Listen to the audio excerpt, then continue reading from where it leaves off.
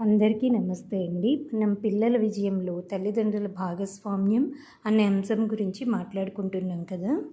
ఈరోజు మరికొన్ని అంశాలు. సైకాలజిస్టులు చెప్పేదాని ప్రకారం సబ్జెక్టుల వారీగా విద్యార్థి ఏ స్థాయిలో ఉన్నది గుర్తించి స్థాయిని పెంచేలా పాఠశాలలో ఇంటి వద్ద తగిన చర్యలు చేపడుతూ అందుకు తగినట్లుగా వాస్తవిక దృష్టిలో మార్కులు ఆశించాలి. విద్యా సంవత్సరం ప్రారంభంలో 40% ప్రతిభ కనబరిచే విద్యార్థి విద్యా సంవత్సరం చివరి నాటికి 60% సాధించాలని లక్ష్యంగా పెట్టుకోవాలి, కానీ 100% సమంజసం కాకపోవచ్చు. క్రమక్రమంగా పెరుగుదల వచ్చేలా ప్లాన్ చేసుకోవాలి. ఏ కొద్ది శాతం మార్కులు పెరిగినా అభినందించాలి. ముందు ముందు మరింత బాగా చేయగలిగే శక్తి సామర్థ్యాలు నీలో ఉన్నాయని వెన్నుతట్టి ప్రోత్సహించాలి. అప్పుడు పిల్లల్లో ఆత్మవిశ్వాసం ద్విగుణీకృతం అవుతుంది. మరింతగా మంచి ఫలితాల కోసం శ్రమిస్తారు.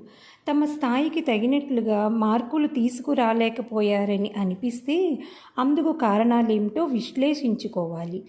ఏ రోజు పాఠాలు ఆ రోజు చదవటం లేదా, పాఠాలు సరిగ్గా అర్థం కావటం లేదా, పరీక్ష నిర్వహణ సరిగ్గా లేదా, అంటే ముందు రోజు సాయంత్రం చాప్టర్ అయిందనిపించి మరుసటి రోజు ఉదయం పరీక్ష నిర్వహించటం వంటివి.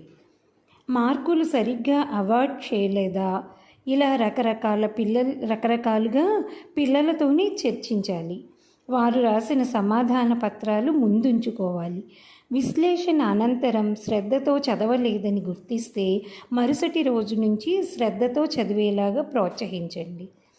పాఠాలు సరిగ్గా అర్థం కాలేదని అనిపిస్తే లోప నివారణ బోధన, ప్రత్యేక కోచింగుల గురించి ఆలోచించండి.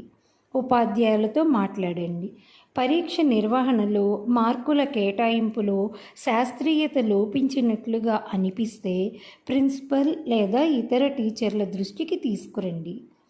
ప్రోగ్రెస్ రిపోర్ట్ను బోధనాభ్యాసన ప్రక్రియలో లోటుపాట్లు సరిదిద్దుకొని ఒక సాధనంగా మలుచుకునే ప్రయత్నం చేయాలి, కానీ పిల్లల తెలివితేటలపై ముద్ర వేసేలాగా మార్చవద్దు.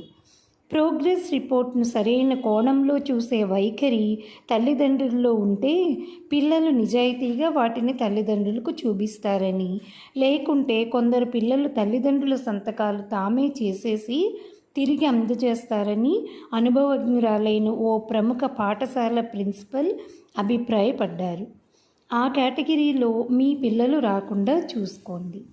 మరికొన్ని విషయాలు రేపటి భాగంలో